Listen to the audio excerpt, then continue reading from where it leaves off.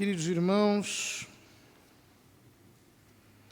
nós estamos lendo o início da primeira carta de São Paulo aos Coríntios.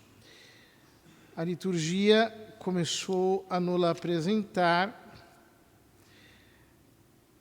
já desde a semana passada. Acontece que com essas missas festivas, com leituras próprias, nós acabamos um pouco perdendo o ritmo das leituras continuadas da liturgia da semana. O trecho que nós lemos hoje da primeira carta aos Coríntios é maravilhoso.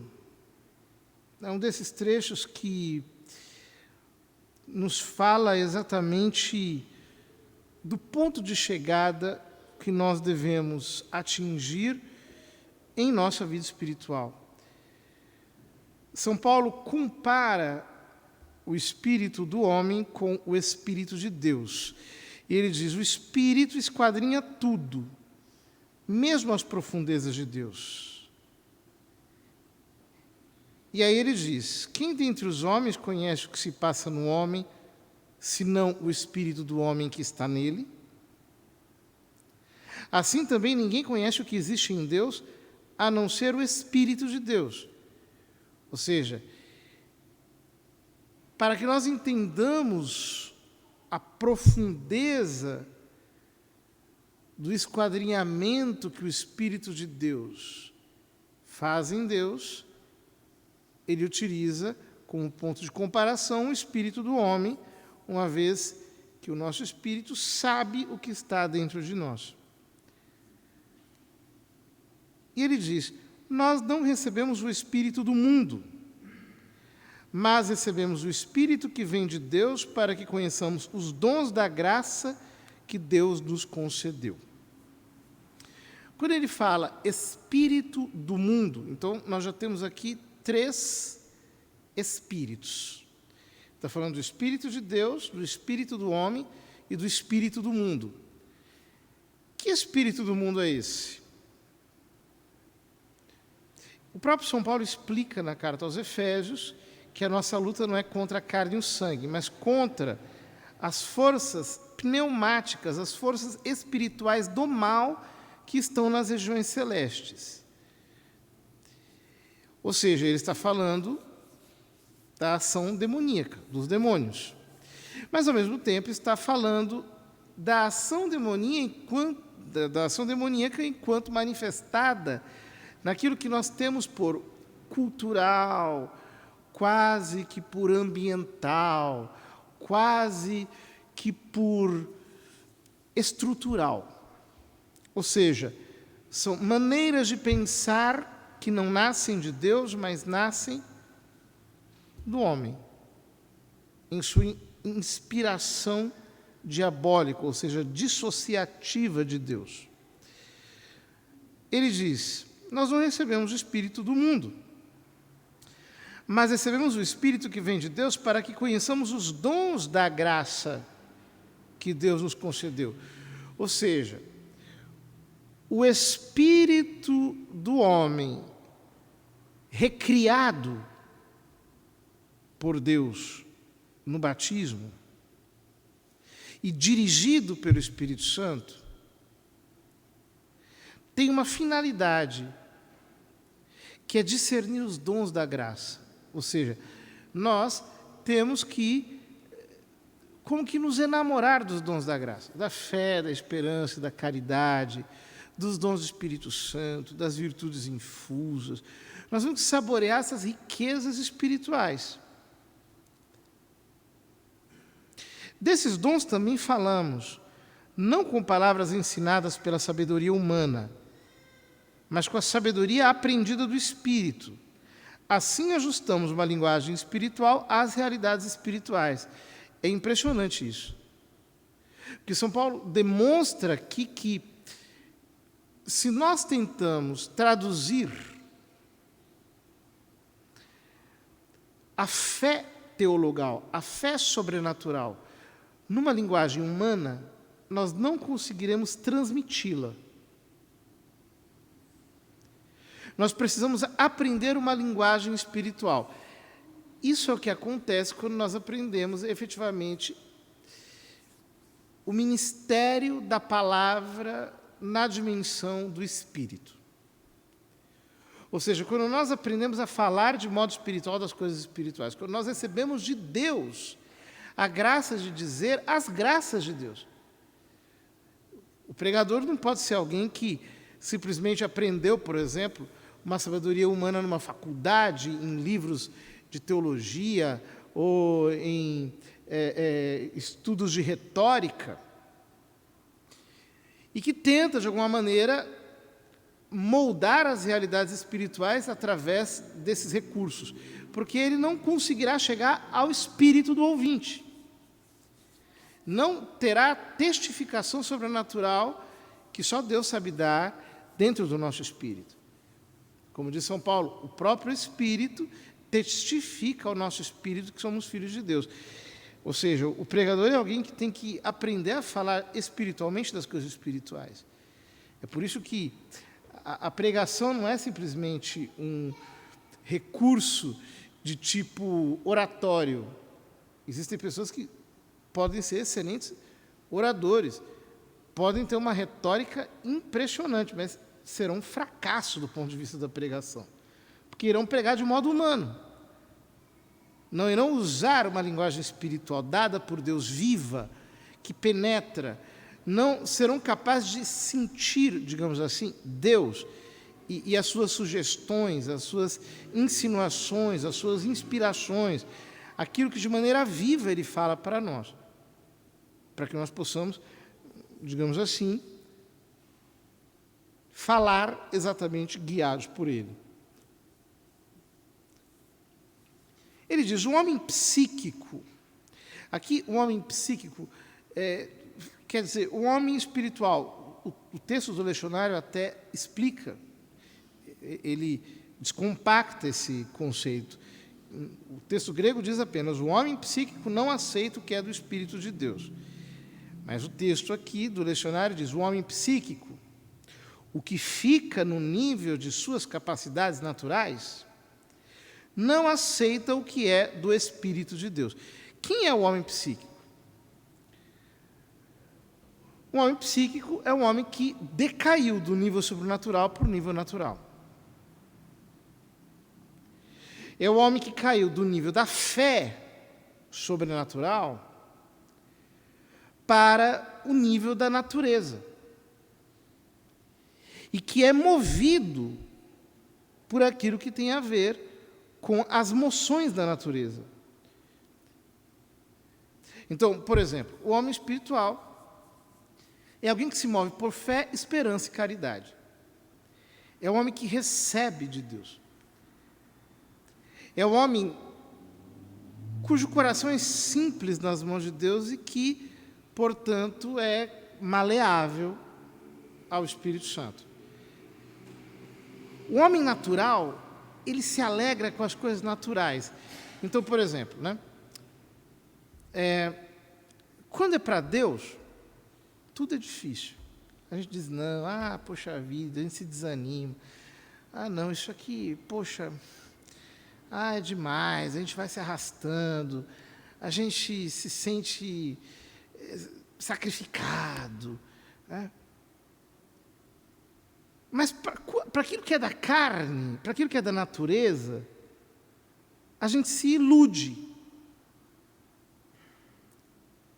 E isso vale para qualquer coisa que seja natural. Então, por exemplo, quem gosta de comer, idealiza aquele almoço maravilhoso. Depois vê que não é nada, é só comida normal mesmo. Quem gosta, sei lá, de carro, idealiza aquele carro, cria toda uma fantasia. Depois vê que é só um carro a mais, que nem os outros, mais ou menos. O homem espiritual não.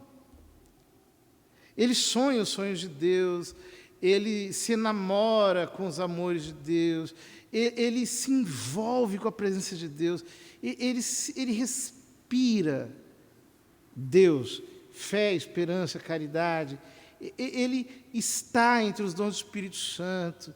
É isso que o empolga. Mas o homem psíquico não aceita o que é do Espírito de Deus, ou seja, esses impulsos sobrenaturais que nos são dados pelo Espírito Santo, o homem psíquico não vê muita graça nisso. O homem natural acha isso um pouco insosso. Isso lhe parece uma insensatez. O homem natural acha uma bobagem. Ele pensa nos termos naturais.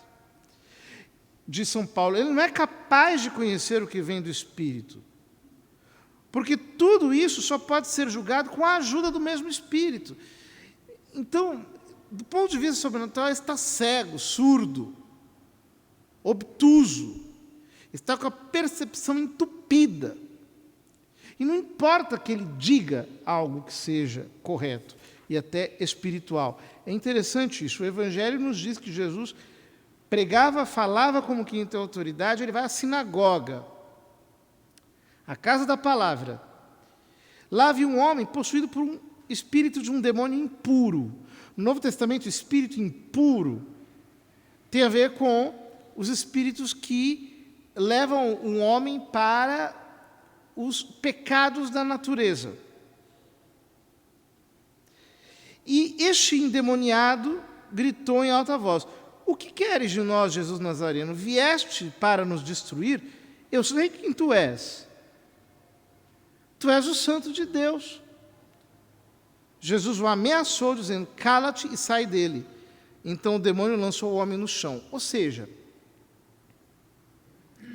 eu posso dizer a fé sem crer com o coração, como diz São Paulo. Então, o homem natural é capaz de fazer uma profissão de fé, é capaz de rezar o credo? É. Ele só não consegue crer com o coração. Ou seja, com todo o coração, com todo o ser, aderir a Deus piedosamente, de uma maneira que vá se tornando cada dia mais espiritual. Não consegue. O homem natural, portanto, é alguém que está possuído pelo espírito do mundo, pelo espírito impuro. Vejam, Santiago diz que os demônios creem, mas tremem. Em que sentido? No sentido de que eles conseguem dizer a verdade e reconhecê-la, mas não com o seu ser. Aquilo não vem de dentro do seu espírito. Aquilo é um processo exterior. Assim como alguém que, por exemplo, pode dizer uma informação assim de cabeça, de um modo racional, até racionalista. Mas que aquilo não nasce de uma iluminação interior à qual se aderiu, ou seja, por inspiração. Isso eles não conseguem, eles tremem. Ou seja, o seu ser não adere àquilo. De onde vem a autoridade de Jesus no Evangelho? Vem justamente do fato de que ele é a palavra viva, ele é Deus. Ele é a verdade, ele é o Santo de Deus. Por isso ele age com autoridade e poder. Diz São Paulo, ao contrário, o homem espiritual, ou seja, o homem que é enriquecido com o dom do Espírito, julga tudo, mas ele mesmo não é julgado por ninguém. Por quê que ele julga tudo, mas ele mesmo não é julgado por ninguém? Isso até parece, de certo modo, contrariar aquilo que diz Jesus: não julgueis. Como assim um homem espiritual julga tudo e não é julgado por ninguém? É porque o homem espiritual, ou seja, o homem cuja razão emergiu do domínio das paixões e está totalmente impregnada de fé sobrenatural, se eleva sobre as determinações da natureza, sobre as circunstâncias, e ele consegue julgar tudo, todas as coisas, sem ser determinado por elas. Ou seja, ele determina o que é cada coisa e não é determinado por nenhuma delas. Ele adquiriu nível, ele subiu a um nível sobrenatural. É isso que significa o que São Paulo está dizendo aqui. Com efeito, quem conheceu o pensamento do Senhor de maneira a poder aconselhá-lo? Nós, porém, temos o pensamento de Cristo. Nós temos o pensamento de Cristo. É uma das frases mais poderosas de São Paulo nos seus escritos. Nós temos o pensamento de Cristo, o nous de Cristo. Isso significa muita coisa. Significa que o homem espiritual, ele pensa como Deus e não como os homens. É a repreensão que Jesus faz a São Pedro. São Pedro diz: tu és o Messias, o Filho de Deus vivo. Aí quando Jesus diz o que consiste isso, diz: o Filho do Homem vai ser entregue pelos homens, vai ser humilhado, etc. Vai ser crucificado, vai ser morto, depois vai ressuscitar. Ele diz que isso não te aconteça, Senhor. Deus te livre. Então Jesus diz: afasta-te de mim, Satanás, ou vai para trás de mim, Satanás, porque não pensas como Deus, e sim como os homens. Ter o pensamento de Cristo, pensar como Deus, ser um homem espiritual, estar elevado ao nível sublime da fé, da união com o Espírito Santo, nos faz encarar de um modo muito positivo tudo aquilo que o mundo considera ruim. A cruz, o sacrifício, a entrega da nossa existência, a renúncia, a mortificação. Nos faz olhar para tudo aquilo que nós podemos fazer por Deus com uma grande coragem, com um grande desejo de maior e maior identificação com o nosso Senhor.